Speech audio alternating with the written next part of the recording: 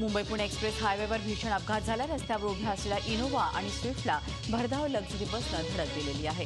या 17 जण जागीच ठार झालेत। मृतांमध्ये 7 महिला, 4 पुरुष आणि 6 महिन्याच्या बाळाचा समावेश आहे। तर 25 जण जखमी झाले आहेत। या जखमींना कामोठे येथील एमजीएम हॉस्पिटलमध्ये दाखल करण्यात आले।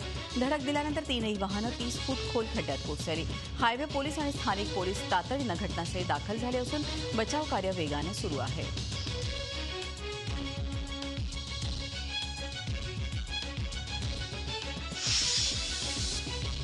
कोणताही पुरावा न देता केवळ आरोप करून आपली मीडिया ट्रायल चालवल्याची टीका करत महसूल मंत्री एकनाथ खडसे यांनी आपल्या सर्व मंत्रिपदाचा राजीनामा दिला आहे। राजीनामा देण्यापूर्वी घेतलेल्या पत्रकार परिषदेत खडसे यांनी आरोप करणाऱ्यांचा समाचार घेतला। गेल्या 40 वर्षांपासून आपण पक्षाचं काम करत असल्याचा दाखला देत राज्य सरकारनं सर्व आरोपांची चौकशी करावी, त्यातून तथ्य बाहेर येईल असं खडसे म्हणाले। खडसे यांच्यासोबत पत्रकार परिषदेत भाजपचे प्रदेशाध्यक्ष रावसाहेब दानवे, अर्थमंत्री सुधीर मुनगंटीवार, राज्याचे मंत्री प्रकाश मेहता हे देखील उपस्थित होते। 40 वर्षामध्ये आत्ता जो मीडिया ट्रायलचा हा प्रयोग आहे हा मी कधी अनुभवला नाही।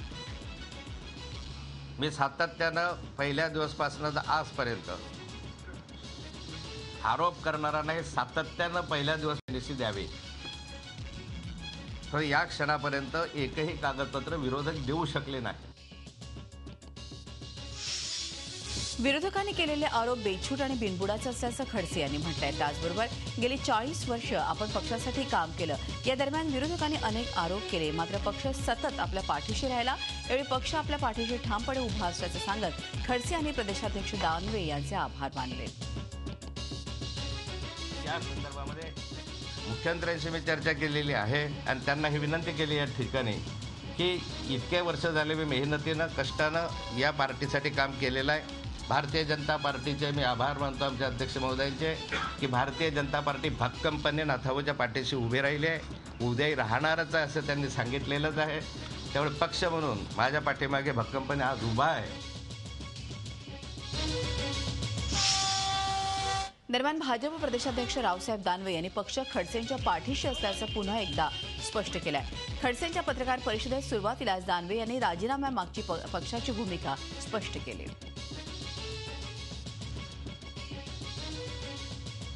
भाजप सरकारला बदनाम करण्यासाठी हे कारस्थान सुरू आहे, परंतु सतत चाललेले आरोप पाहता भाजपच्या नैतिक मूल्याची परंपरा आमच्या नेत्यांनी याही पूर्वी घालून दिलेली आहे आणि त्या परंपरेला धरून नाथाभाऊ खडसे यांनी माननीय मुख्यमंत्री महोदयाकडे मी मंत्रिपदाचा राजीनामा देतो अशा प्रकारचा मनोदय व्यक्त केलेला आहे। मी पुन्हा एकदा आपल्याला सांगू इच्छितो की भारतीय जनता पक्ष नाथाभाऊच्या पाठीमागं पूर्णपणानं भक्कमपणानं उभा आहे। आमच्या पार्टीतले स्थापनेपासूनचे ते एक ज्येष्ठ नेते आहेत आणि संकट काळात त्यांनी पार्टी या राज्यात वाढवली, पार्टीची बाजू मजबूतपणानं मांडली आणि त्यामुळेच हे सरकार येऊ शकलं। या आरोपा बेबुनियाद आहे आणि म्हणून भारतीय जनता पार्टी नाथाभाऊच्या पाठीमागे भक्कमपणानं उभी। एकनाथ खडसे यांच्या राजीनाम्या नाट्यावर राष्ट्रवादी काँग्रेसचे अध्यक्ष शरद पवार यांनी प्रतिक्रिया देणं टाळलंय। पुणे पक्ष कार्यकर्त्यांची बैठक आयोजित करण्यात आली होती। या बैठकीला पवार आले असताना त्यांना पत्रकारांनी प्रतिक्रिया विचारण्याचा प्रयत्न केला, तेव्हा त्यांनी प्रतिक्रिया देण्यास स्पष्ट नकार दिला।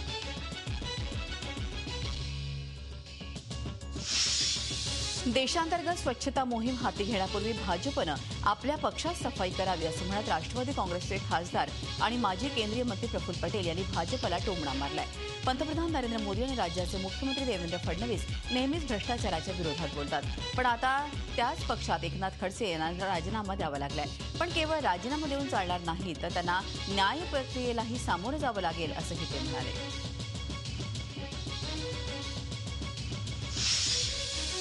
खडसे हे बहुजन समाजातले मंत्री असल्यामुळेच त्यांच्यावरती कारवाई करण्यात आल्याचा आरोप काँग्रेसचे नेते नारायण राणे यांनी केलाय।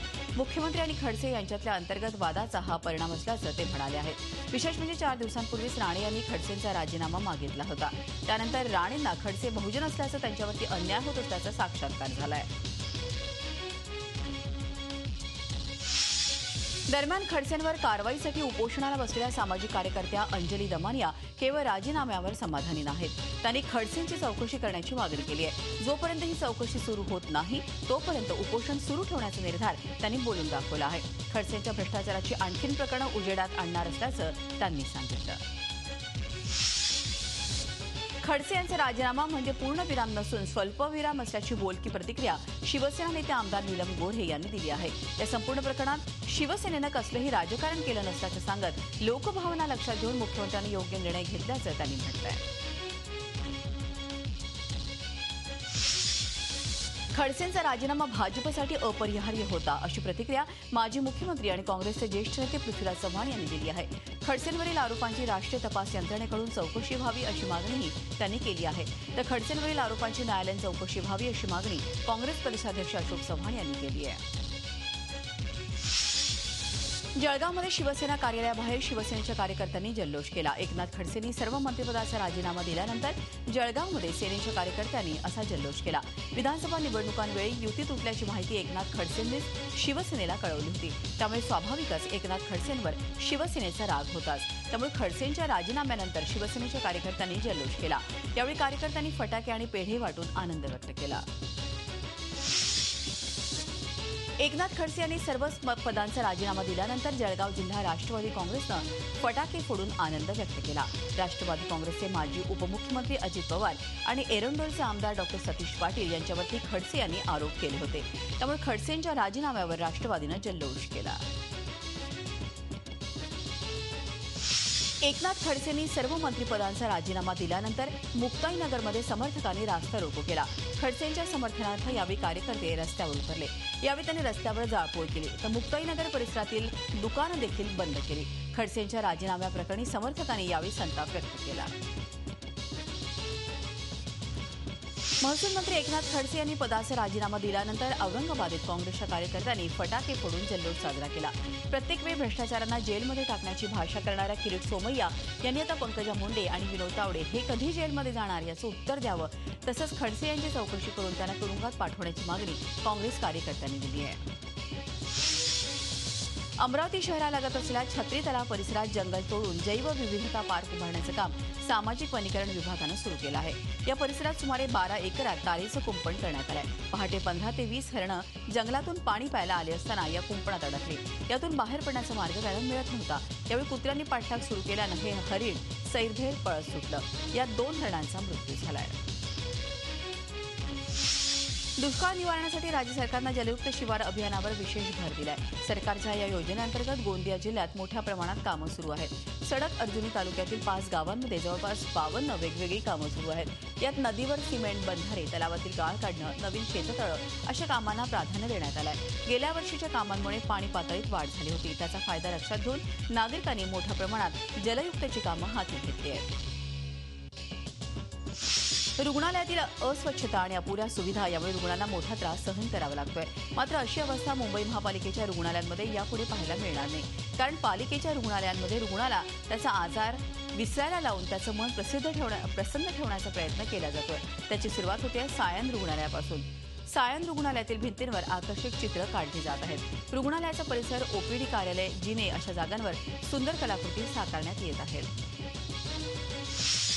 कोकण किनारपट्टीवरील जलदुर्गांपैकी एक असलेल्या मुरुड जंजिराची पार दुरवस्था झाली आहे. शासनाच्या पुरातत्व विभागाकडे असणाऱ्या किल्ल्यावर प्राथमिक सुविधाही उपलब्ध नाहीत. विदेशी पर्यटकांसाठी मुरुड जंजिरा मोठं आकर्षण आहे. मात्र असं असताना पुरातत्व विभागाचं या जलदुर्गाकडे पूर्णपणे दुर्लक्ष होत असल्याचंच दिसतंय. कोल्हापूर शिवाजीपेठ परिसरात परिसरात पिसाळलेल्या कुत्र्यानं धुमाकूळ घातला. या कुत्र्यानं 9 बालकांचा 2 महिलांवर हल्ला केला आहे. या सर्व जखमींना उपचारासाठी जिल्हा सामान्य रुग्णालयात दाखल करण्यात आलाय. या घटनेमुळे परिसरातील नागरिकांमध्ये भीतीचं वातावरण निर्माण झालंय. कोल्हापुरातील लक्ष्मी वसाहतीत किरकोळ वादातून एकावरती प्राणघातक हल्ला करण्यात आलाय. रमेश शिंदे आणि विनायक सोनवणे यांच्यात हा किरकोळ वाद झाला. या वादातून विनायकनं रमेशच्या डोक्यात दगड घातला. यात रमेश शिंदे गंभीर जखमी झाला असून त्याची प्रकृती चिंताजनक आहे.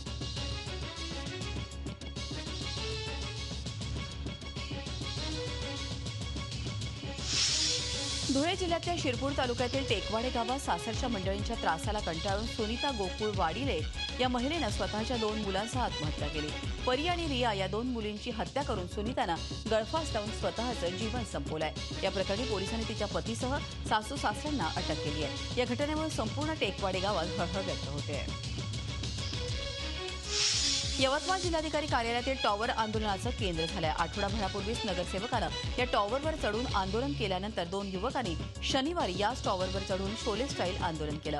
शहरातील गेडामनगर परिसरात अतिक्रमण हटवण्याची मोहीम घेण्यात आली. यावेळी अनेकांची अतिक्रमणं काढण्यात आली आणि नंतर गेडामनगरमधील नागरिकांनी या मोहिमेला तीव्र विरोध केला होता. याच अतिक्रमणधारकांपैकी जीवन भवरे आणि गजानन राऊत या दोघांनी जिल्हाधिकारी कार्यालयावरील टॉवरवर चढून काल आंदोलन केलं. राष्ट्रवादी काँग्रेसचे नेते आणि माजी राज्यमंत्री दिलीप सोपल यांनी केलेल्या वक्तव्याविरोधात बार्शी तालुका भाजपच्या वतीनं तहसील कार्यालयावर मोर्चा काढला. सोपल यांनी शिराळ्यातील एका भाषणात आपण कशा प्रकारे जनतेला झुलवत ठेवलं याची हकीकतच सांगितली. सोपल यांच्या याच वक्तव्याचा धागा पकडून भाजप नेते राजेंद्र मिरगणे यांच्या नेतृत्वाखाली तहसील कार्यालयावर मोर्चा काढत सोपल यांच्या वक्तव्याचा निषेध नोंदवला. नाशिक ग्रामीण पोलिसांच्या गाडीच्या धडकेनं दुचाकीस्वाराचा मृत्यू झालाय. नाशिकमधल्या पेठ रोडवरील रासे गावाजवळ ही दुर्घटना घडली. ड्रायव्हरचा गाडीवरील ताबा सुटल्यानं गाडी पलटी झाली आणि दुसऱ्या बाजूनं जाणाऱ्या 2 दुचाकींवरती आदळली. या अपघातात दुचाकीवरील गणेश पगार हा जागीच ठार झाला तर 3 जण जखमी झालेत. त्यांच्यावरती जिल्हा शासकीय रुग्णालयात उपचार सुरू आहेत. पोलिसांच्या गाडीतील कर्मचाऱ्यांना किरकोळ इजा झाली आहे. कोल्हापूर रत्नागिरी मार्गावर शाहूवाडी तालुक्यातील मलकापूर इथं झालेल्या अपघातात एकाच कुटुंबातील 5 जण जागीच ठार झाले. विशाळगड येथे दर्शनासाठी जात असताना चालकाचा ताबा सुटल्यानं I-20 कारमधून प्रवास करणारे 4 जण जागीच ठार झाले.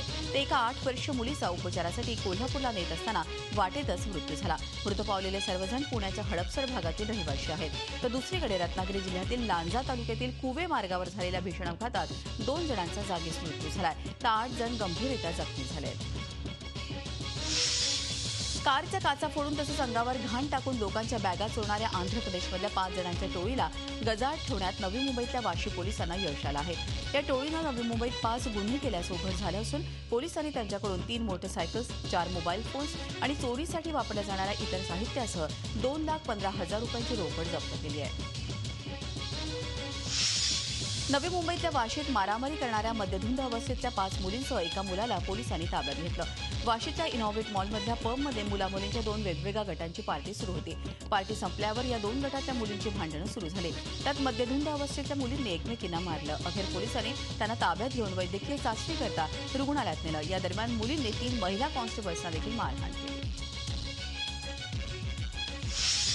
2 दिवसांपूर्वी नागपूरच्या इमामवाडा परिसरात झालेल्या तांत्रिकाच्या हत्येचा उलगडा पोलिसांनी लावला आहे. या प्रकरणी पोलिसांनी तांत्रिक तुलसी चव्हाण याच्या मुलालाच अटक केली आहे. त्रिलोक जनवारे असे या प्रकरणातील आरोपीचे नाव असून तो तुलसी चव्हाणचा सावत्र मुलगा आहे.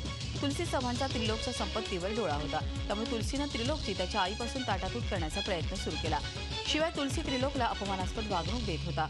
त्याचा राग मनात धरून त्रिलोकनं तुलसीचा काटा काढल्याचं समोर आलं आहे.